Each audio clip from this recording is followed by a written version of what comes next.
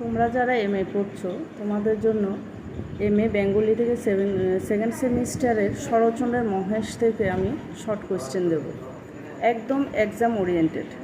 ঠিক আছে, তাহলে চটপট করে তোমরা খাতা পেন নিয়ে রেডি হয়ে যাও এবং লিখে নাও।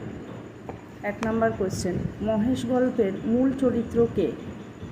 উত্তর লিখবে গফুর মিয়া। সে ছিল একজন দরিদ্র মুসলমান কৃষক।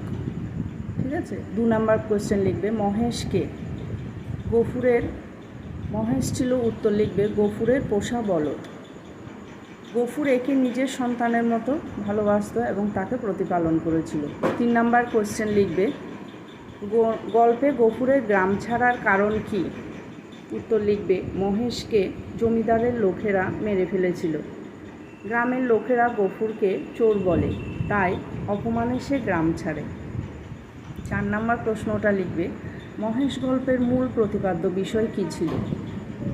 দারিদ্র্য, ধর্মান্ধতা ও মানুষের অমানবিকতা, আর মানুষ আর পশুর মধ্যে সম্পর্কের পবিত্রতা।